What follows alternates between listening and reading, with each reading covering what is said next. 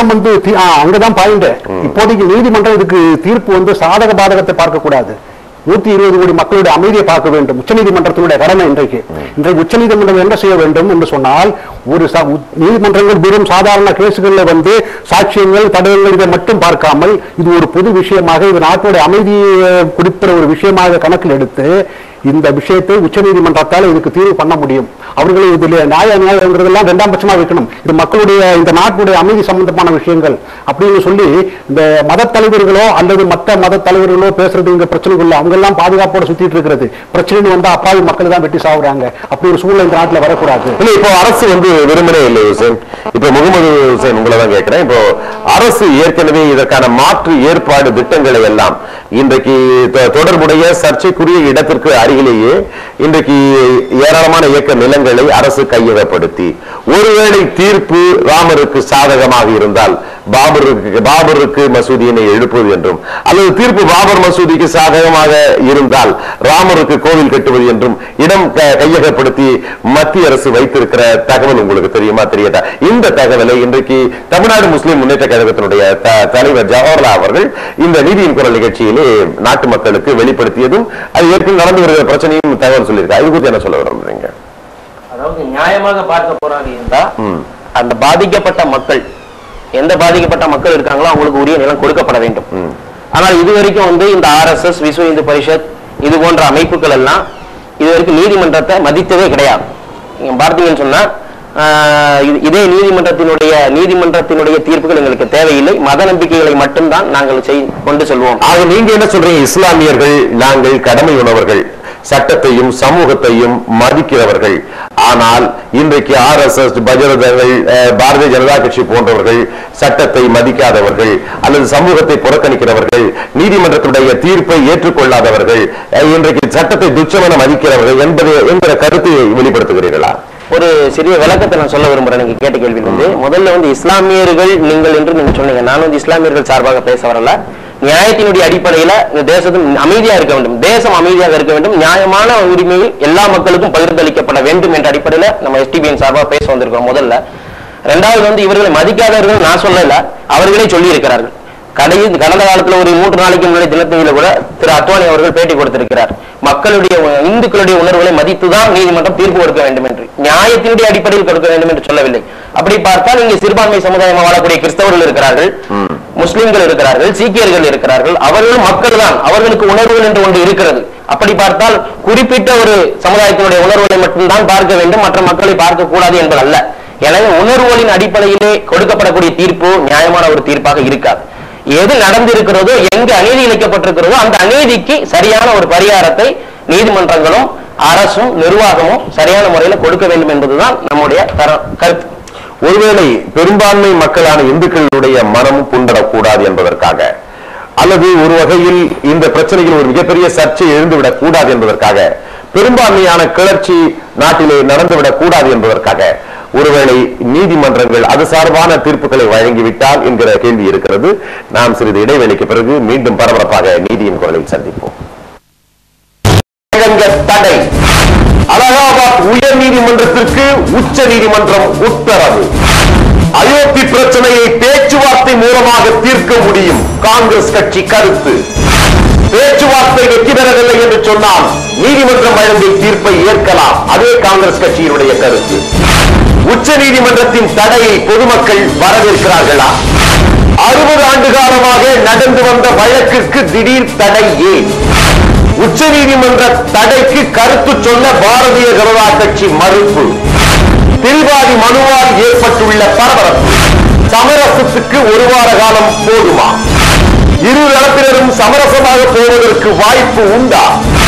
குவிக்கப்பட்டுள்ள ராணுவம், எல்லை பாதுகாப்பு படை, காவல்துறை, இந்தியா முழுக்க பற்றி எரியும் பரபரப்பு. அயோத்தி இட விவகாரத்தில் இனி எதிர்காலம்.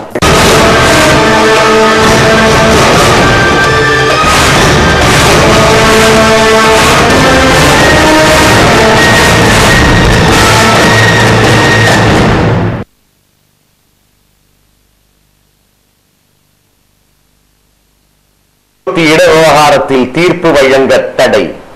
நாடு முழுக்க பற்றி எரியும் பரபரப்பு குறித்து இன்றைய விவாதம் தொடர்ந்து நடைபெற்றுக் கொண்டிருக்கிறது. தங்களிடம் இடைவேளைக்கு முன்பு நான் எழுப்பிய கேள்வி, தங்களுடைய பதில் என்ன? அந்த கேள்விதான் நான் சொன்னேன். பெரும்பான்மை மக்களுக்கு எதிரான ஒரு தீர்ப்பாக அந்த தீர்ப்பு எதிராகவும் போய்விடக் கூடாது. அதே நேரத்திலே பெரும்பான்மை மக்களை இன்றைக்கு அமைதிப்படுத்துகிற வகையில் அவர்களுக்கு சாதகமான நிலை உருவானால் இப்படிப்பட்ட பல கேள்விகள் எல்லாம் இருக்கிறது. ஐயா, நம்ம பெரும்பான்மை மக்கள் இந்துக்கள் பெரும்பான்மையாக இருக்கிறார்கள் என்பது உண்மை. ஆனால் எல்லா இந்துக்களும் அந்த இடத்திலே கோயில் கட்டப்பட வேண்டும் என்று எண்ணுகிறார்களா என்று சொன்னா, அப்படி பார்த்தா உத்தரப்பிரதேசத்திலேயே கல்யாண் சிங் இன்றைக்கு ஒரு அசைக்க முடியாத ஒரு முதல்வராக இருந்திருக்க வேண்டும் அந்த இடத்துல, அந்த மக்கள் நினைத்திருந்தார். ஆனா அந்த இடத்துல முன்னாள் முதல்வராக முகவரி இல்லாத ஒரு முதல்வர் இன்றைக்கு முன்னாள் முதல்வர் இருக்கிறார்னா அவர் கல்யாண் சிங் தான். அதே போன்று இந்தியா முழுவதும் இன்றைக்கு இருக்கக்கூடிய அந்த மக்கள் உணர்வுபூர்வமாக இருந்திருந்தால் இன்றைக்கு காங்கிரஸ் ஆட்சியில் உட்கார முடியாது. அயோத்தியிலே ஏற்பட்ட மசூதி இடிப்பு விவகாரத்துக்கு பிறகு கல்யாண் சிங் மக்களால் புறக்கணிக்கப்பட்டு விட்டார் என்று சொல்கிறீர்கள். ஆமாம். அது மட்டுமல்ல, அன்றைக்கு நடந்த அந்த தேர்தலில், நாடாளுமன்ற தேர்தலில் பாரதிய ஜனதா 80 இடங்களை கைப்பற்றுச்சு.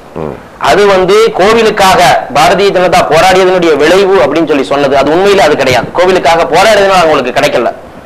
மாறாக பிபி சிங் அவர்களோடு தேசிய முன்னணிங்கிற அடிப்படையில் இந்த பிஜேபியினுடைய அவர்கள் கூட்டணி வைத்திருந்தார்கள். அவர் விபி சிங் அவர்களுக்கு இருந்தக்கூடிய ஆதரவு அலைதான்.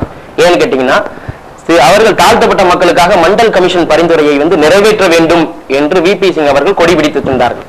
அந்த கோஷம் தாழ்த்தப்பட்ட மக்கள், பிற்படுத்தப்பட்ட மக்கள், சிறுபான்மை மக்கள் அதற்கு மிக பெரும் ஆதரவாளை இருந்தது. அந்த நேரத்தில் இவர்கள் ஒட்டி கொண்டார்கள். சரி, அந்த ஒட்டி கொண்டதனுடைய விளைவு, அது வெற்றி பெற்றவுடன் 80 சீட்டுகள் கிடைத்தவுடன் எங்களுக்கு இதன் மூலமாகத்தான் அந்த வெற்றி கிடைத்தது என்று சொன்னார். அப்படி கிடைத்திருந்தால் தொடர்ந்து பிஜேபி ஆட்சி கட்டிலே அமர்ந்திருக்க வேண்டும்.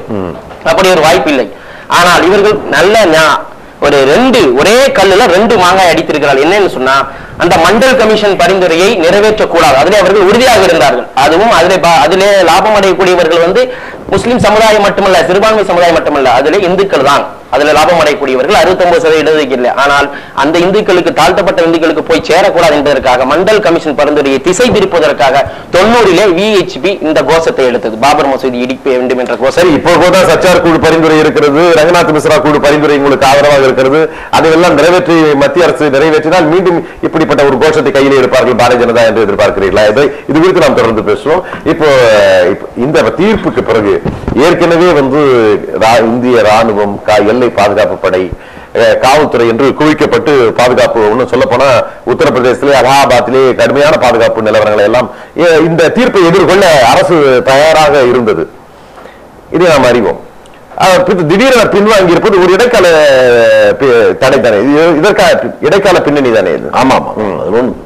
நான் இந்த நிகழ்ச்சியின் வாயிலாக மக்களுக்கு சில கருத்துக்களை நான் சொல்ல விரும்புகிறேன். நான் பிறக்கிற போது நான் இந்துவாக பிறக்க வேண்டும் என்று அல்லாவுக்கோ இயேசுக்கோ ஈசனுக்கோ நான் அப்ளிகேஷன் போட்டுவிட்டு பிறக்கவில்லை. நான் பிறந்து விட்டேன். என் தாய் தந்தை எந்த மதமோ என்ன ஜாதியோ அந்த ஜாதி நான். இப்படித்தான் எல்லோரும் இருக்க முடியும்.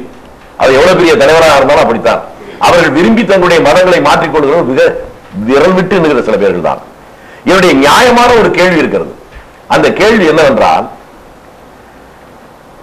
இந்துவோ முஸ்லீமோ கிறிஸ்தவர்களோ புத்தர்களோ யாராக இருந்தாலும் அவர்கள் ஆன்மீகத்தில் நம்பிக்கை உள்ளவர்கள். ஆன்மீகத்தில் நம்பிக்கை இல்லாத நாத்திகர்களாக இருக்கிறவர்களோடு இவர்கள் எல்லோராலும் ஒத்து போக முடியாது. கடவுள் இல்லை, இல்லவே இல்லை, கடவுளை கற்பித்தவன் முட்டாள், கடவுளை வணங்குறவன் காட்டு பிராண்டி என்று சொன்ன பெரியாருடைய சீடர்கள் நாங்கள், அவருடைய தொண்டர்கள் நாங்கள் என்று பகிரங்கமாக அறிவித்தவர்களோடு ஓட்டு பெறுவதற்காக, எம்எல்ஏ சீட்டுக்காக, எம்பி சீட்டுக்காக முஸ்லீம் லீக்கும் நிற்கிறது, விஹெச்பியும் இருக்கிறது, அல்லது கிறிஸ்துவ ஜனநாயக முன்னணியும் இருக்கிறது. நாத்தி